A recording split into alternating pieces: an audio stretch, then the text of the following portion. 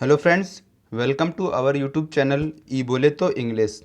तो फ्रेंड, जैसा कि आपको पता है, हमारा प्रेजेंट इंडेफिनिट टेंस का पार्ट चल रहा था, जिससे हम लोगों ने कंप्लीट कर लिया था। और मैंने उसमें आप लोगों को एक पॉइंट बताया था, जिसमें मैंने कुछ वर्ब्स बताई थी जो कि सिर्फ कॉन्टीन्यूअस टेंस में यूज़ होती हैं। लेकिन उनमें से हम लोगों ने कुछ वर्ब्स के एक्सेप्शन पढ़े थे, जिनका यूज़ हम लोग सिंपल टेंस में भी करते हैं और कॉन्टीन्यूअस टेंस में भी करते हैं। जिसमें हमारे दो पार्ट कंप्लीट हो चुके थे, जिसमें हम लोगों ने फील वर्ब की एक पार्ट में बात करी थी और उस दूसरे पार्ट में थिंक वाले वर्ब की बात करी थी। तो आज हमारा उसी का नेक्स्ट पार्ट है, जिसमें हम लोग कुछ और वर्ब्स के बारे में बात करेंगे, यानी उन वर्ब्स के एक्सेप्शन के बारे में बात करेंगे। तो चलिए, हमारा जो फर्स्ट वर्ब दे रखी है, जो हमारा थिंक वाला कंप्लीट हो चुका था, उसके नीचे हमारा दे रखा है use of appear as a verb. यानी हम लोग एपियर का वर्ब में यूज़ कैसे करेंगे, और उस वर्ब का यूज़ हम लोग सिंपल टेंस में कब करेंगे, और उसका यूज़ हम लोग कॉन्टिन्यूस टेंस में यूज़ कब करेंगे। तो चलिए आज उसी के बारे में बात कर लेते हैं। तो फ्रेंड, जैसा कि आप लोग देख पा रहे होंगे, एपियर का यूज़ अगर हम लोग प्रतीत होने के सेंस में या फिर कोई चीज़ मालूम होने के सेंस में यूज़ करेंगे, तो आप लोग ध्यान रखिएगा, अगर एपियर वर्ब का यूज़ हम लोग प्रतीत होने के सेंस में और कोई चीज़ मालूम होने के सेंस में करेंगे, तो उसका यूज़ हम लोग सिंपल टेंस में करेंगे। तो आप लोग ध्यान रखिएगा इस पॉइंट को, एपियर का यूज़ प्रतीत होने या फिर मालूम होने के सेंस में करेंगे तो इसका यूज़ सिंपल टेंस में। और अगर एपियर का यूज़ हम लोग प्रकट होने के सेंस में, कोई चीज़ उपस्थित होने के सेंस में या फिर प्रकाशित होने के सेंस में यूज़ करेंगे, तो उसका यूज़ हम लोग कॉन्टीन्यूअस टेंस में यूज़ करेंगे। तो आप लोग ध्यान रखिएगा, अगर एपियर का यूज़ हम लोग प्रकट होने या फिर उपस्थित होने या फिर कह सकते हैं अगर कोई चीज़ प्रकाशित हो रही है, तो उसका यूज़ हम लोग कॉन्टीन्यूअस टेंस में करेंगे एपियर वर्ब का। तो चलिए इसके कुछ एग्जाम्पल देख लेते हैं, जिससे इसका जो डाउट है वो बिल्कुल आप लोगों को क्लियर हो जाएगा। तो फर्स्ट एग्जाम्पल दे रखा है, the sum is appearing to be easy. तो अगर इसका हम लोग हिंदी मीनिंग निकालें, तो जो सवाल है कैसा दिख रहा है हम लोगों को, बिल्कुल ईजी दिख रहा है। तो कहीं ना कहीं ये सेंटेंस, हमारा जो सेंटेंस में जो अपियर वर्ब का यूज़ किया गया है, इसका कहीं ना कहीं जो हमारा जो सम है, कहीं ना कहीं हमें कैसा प्रतीत हो रहा है, बिल्कुल ईजी प्रतीत हो रहा है। हमें मालूम चल रहा है कि जो सम है कैसा है, बिल्कुल ईजी है।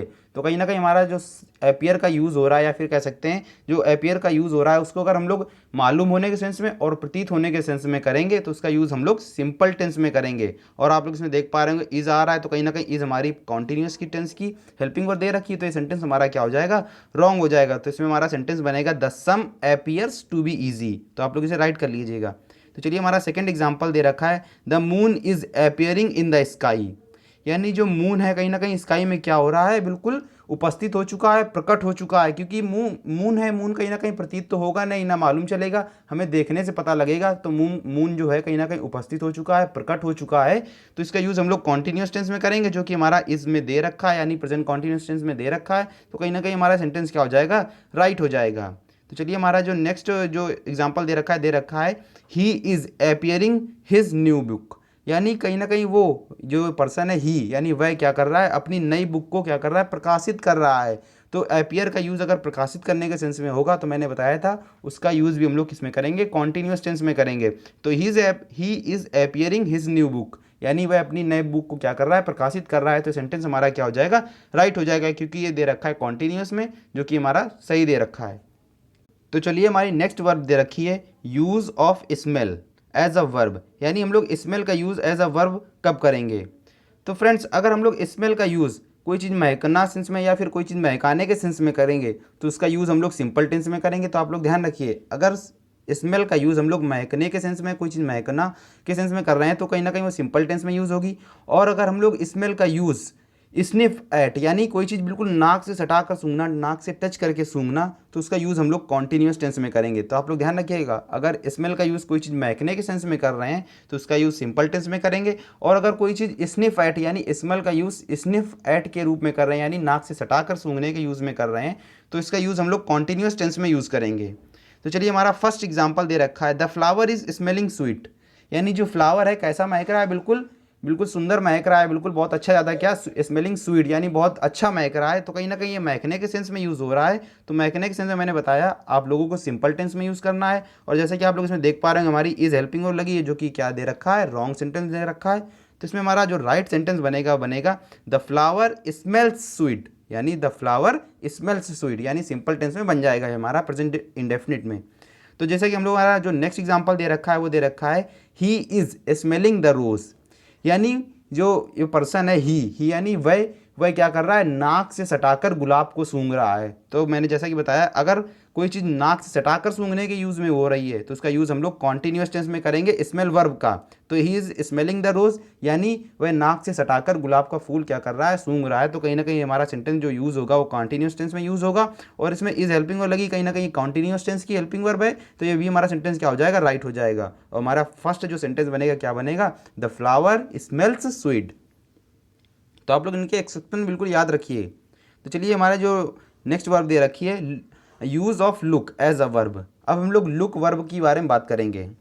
तो फ्रेंड्स अगर हम लोग लुक का यूज़ देखने के सेंस में, कोई चीज़ निगाह डालने के सेंस में यूज़ कर रहे हैं तो उसका यूज़ हम लोग सिंपल टेंस में करेंगे।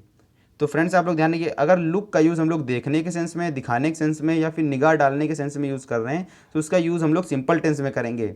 तो फ्रेंड जैसा कि आप लोगों को इन वर्ब का जो हमारी वर्ब दे रखी है इनका जो असली मीनिंग आप लोगों को हमेशा सुनने को मिलता है, तो उनका यूज़ कहीं ना कहीं हम लोग सिंपल टेंस में करेंगे।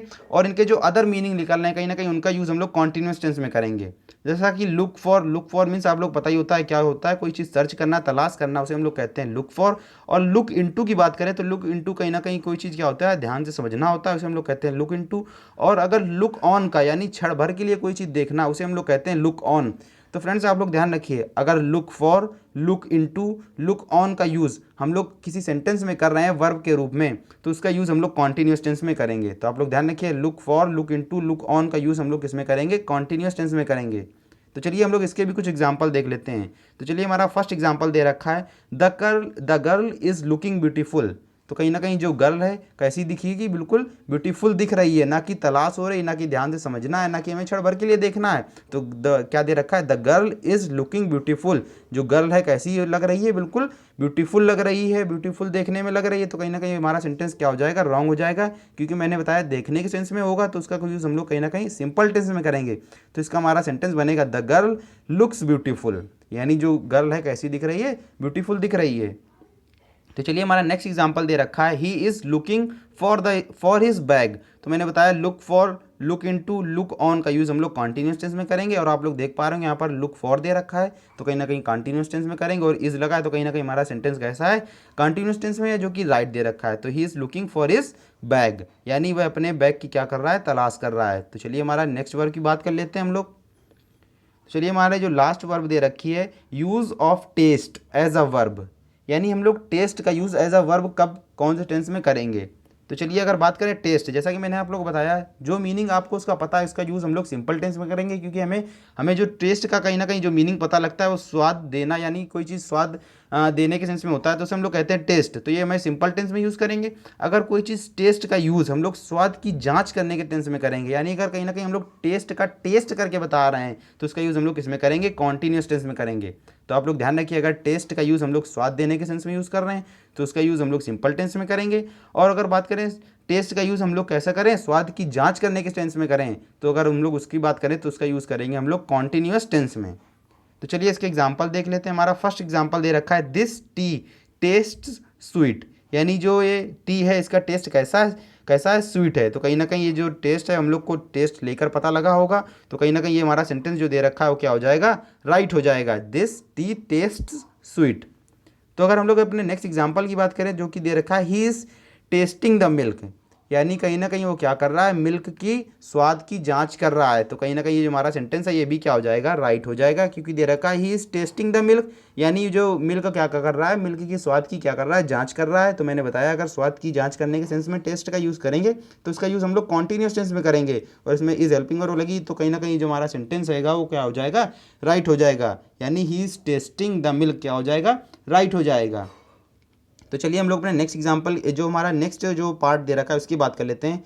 तो फ्रेंड्स जैसा कि आप लोग देख पा रहे होंगे यहाँ पर हमारा दे रखा है कंटिन्यूड इंक्रीज और डिक्रीज, यानी अगर कोई भी कार्य या फिर कोई भी चीज़, अगर कोई चीज़ कंटिन्यू इंक्रीज हो रही है, कोई भी चीज़ कंटिन्यू डिक्रीज हो रही है तो इसका यूज़ हम लोग कॉन्टिन्यूस टेंस में करेंगे। तो आप लोग ध्यान रखिए इस बात को, अगर कोई चीज़ कंटिन्यू इंक्रीज हो रही है, कंटिन्यू कोई चीज़ डिक्रीज हो रही है तो उसका यूज़ हम लोग कॉन्टिन्यूस टेंस में करेंगे।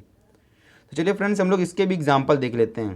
तो देखिए हमारा फर्स्ट एग्जाम्पल दे रखा है हर हेल्थ इज़ ग्रेजुअली इम्प्रूविंग, यानी जो उसकी हेल्थ है कैसी हो रही, ग्रेजुअली यानी धीरे धीरे कैसी हो रही, इम्प्रूव हो रही है।